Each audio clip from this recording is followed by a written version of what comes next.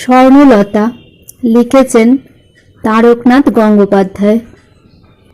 সপ্তদশ পরিচ্ছেদ। শহরের সুখ। পরদিবস প্রাতে আবার উভয়েই চলিতে আরম্ভ করিলেন। তাহারা যতই কলিকাতার সন্নিহিত হইতে লাগিলেন, নীলকমলের ততই আহ্লাদ হইতে লাগিল। কিন্তু কলিকাতা কেমন স্থান নীলকমল তাহার কিছুই জানে না।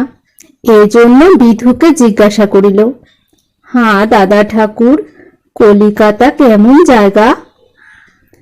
কেমন জায়গা জিজ্ঞাসা করলে এখন আমি কি বলবো? কত বড় তাই জিজ্ঞাসা করছো, না কেমন জল হাওয়া, এর আমি কোনটার জবাব দেব? আমি সব জিজ্ঞাসা করছি। কলিকাতায় কি আমাদের দেশের মতো মাটি? বিধু হাসিয়া উত্তর করিলেন, আমাদের দেশের মতন নাকি আর এক রকম মাটি? আচ্ছা, কলিকাতা যে বড় শহর বলে, তা শহরটা কি আমাকে বলো দেখি।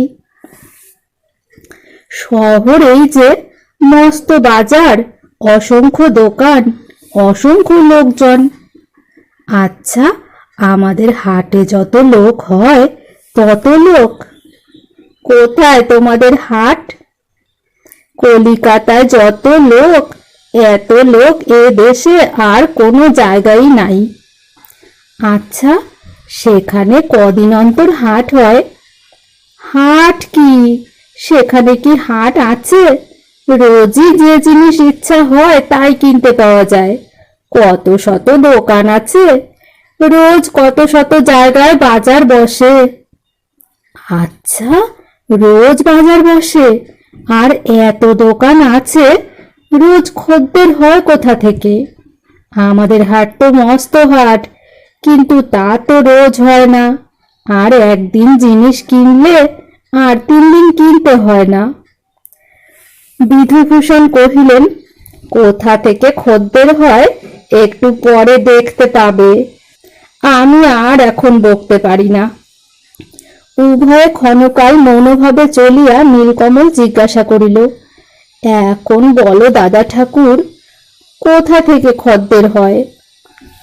বিধু কিঞ্চিত রাগত হইয়া কহিলেন, বললাম এখনকার সময় নয়, তবু জিজ্ঞাসা করবে?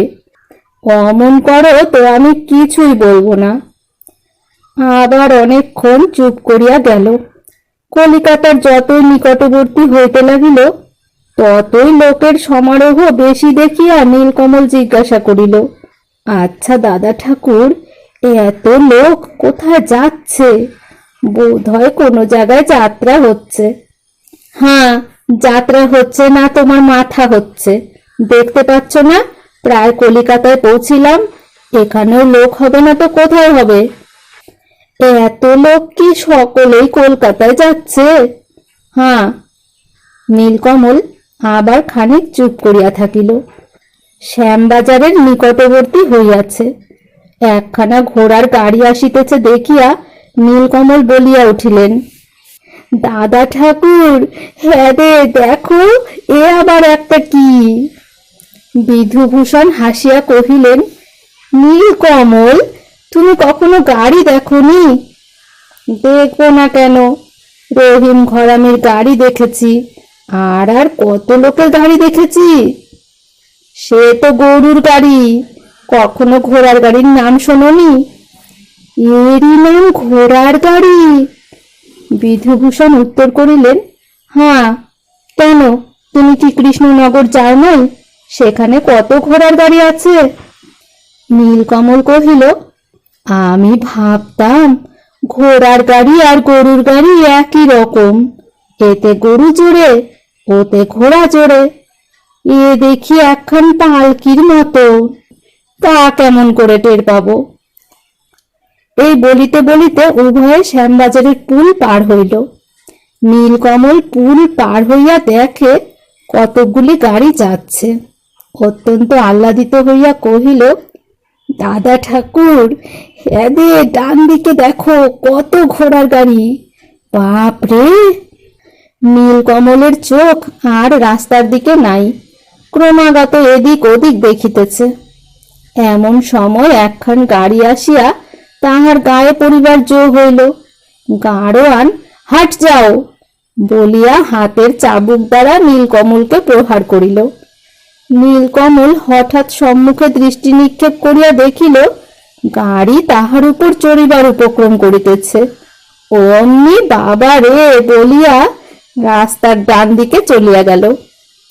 বিধুভূষণ কহিলেন, নীলকমল, এ তোমার গা নয়, তোমার গায়ের হাটও নয়। এখানে রাস্তা না দেখে চললে মারা পড়বে। এখনই গিয়েছিলে আর কি। দাদা ঠাকুর, এখন অবধি আমি তোমার গা ধরে চলব। এই বলিয়া বিধুভূষণের হস্ত ধারণ করিলে বিধু কহিলেন, আমাকে ধরলে লাভের মধ্যে এই যে তুমিও মারা যাবে, আমিও মারা যাব। তা না করে তুমি আমার পিছু পিছু এসো, আর মাঝে মাঝে চারিদিকে চেয়ে দেখো। পাগলের মতো এক জিনিসের দিকে ফেল ফেল করে চেয়ে থেকো না। বিধুভূষণ যদিও কখনো কলিকাতায় আসেন নাই, কিন্তু কৃষ্ণনগরে সর্বদা তাহার যাতায়াত ছিল, এবং তিনি নীলকমলের মতো বেকুব নন। সুতরাং তাহার পক্ষে কলিকাতা তত নূতন বোধ হইল না। নীলকমলকে ডাকিয়া কহিলেন, নীলকমল, কলিকাতার মধ্যে থাকা তো বড় কষ্ট। চলো আমরা কালীঘাটে যাই। গঙ্গা স্নান করা হবে, কালী দর্শন হবে, আর সেখানে একটু এর চাইতে কম গোলযোগ শুনেছি। নীলকমলের কলিকাতা দেখিবার জন্য যত স্পৃহা ছিল, দেখিয়া তাদৃশ ভক্তির উদ্রেক হইল না। চাবুকের আঘাতটা এখনো জ্বলিতেছে।